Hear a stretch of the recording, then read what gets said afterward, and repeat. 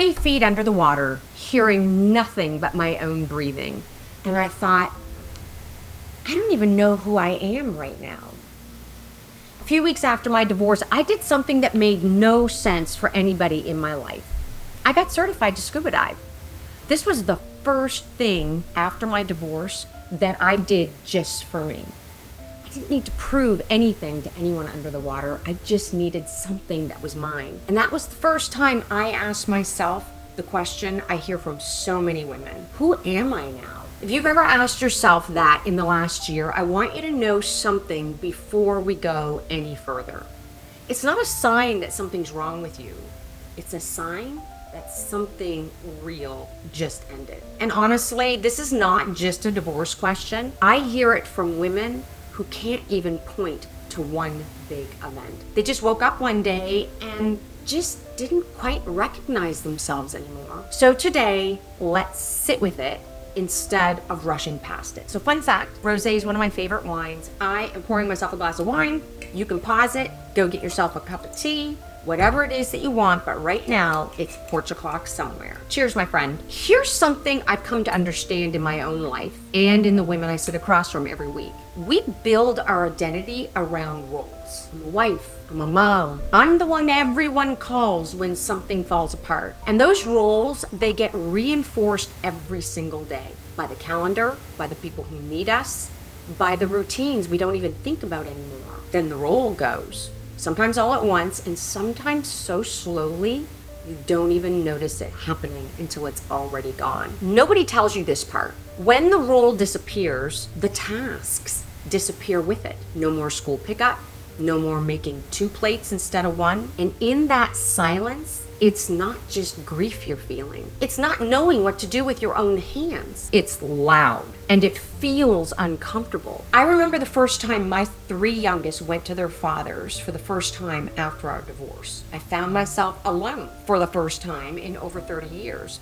My friend, the silence was unbearable. So I put music on, not just quietly as background noise, but blaring loud enough to fill every room, loud enough that I couldn't even hear myself think. Not because thinking was bad, but because every thought led back to what was missing, and the absence was too big to be alone in. I want to gently name something else because I think a lot of women do this without even realizing it. It is so easy after a loss like this to start calling yourself by what happened to you. The divorced one, the empty nester, the woman whose life fell apart. And that label can start to feel like your whole identity instead of just one chapter in it.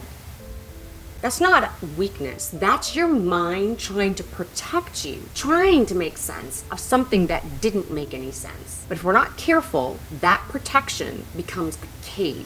So many women I sit with wear victimhood like a ball and chain without choosing it. That's a real phase. And if that's where you are right now, I want you to hear this.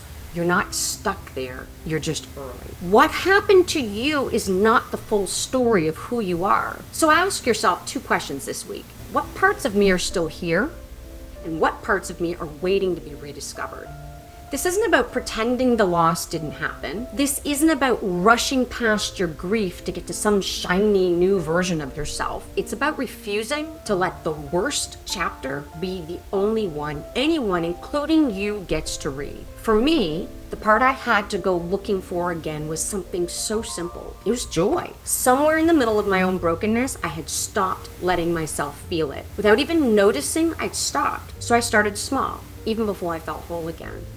I used to think the real healing came first and the rebuilding your identity came after, once you were ready. I don't believe that anymore. Rebuilding who you are isn't a reward you get for healing. It's how healing happens. It happens in small, ordinary decisions. How you spend your first hour awake, how you care for your body, who you let back in your life, giving yourself permission to feel grief and joy in the same breath, without needing one to cancel the other. That's what I mean when I say grieving forward. You don't wait to feel whole before you start living again. You build the new version of yourself while you're still carrying the old one. Both things can be true at the same time, my friend. If you felt lost this year, I want you to hear this clearly. The parts of you that are wise and funny and strong They didn't leave. Some of them are just buried right now, but they can be found again. They can be strengthened again. You are not just what happened to you. You are who you choose to become next. If this names something you've been carrying, my book, oh wait, hold on, The 6 Phases of Becoming, walks through this whole process in more depth. And Navigating the In-Between is the companion guide for exactly this kind of season. The one where you are not who you were. Thank you for having wine time with me, or tea, whatever you brought to the table. I'll see you next time. Cheers, my friend.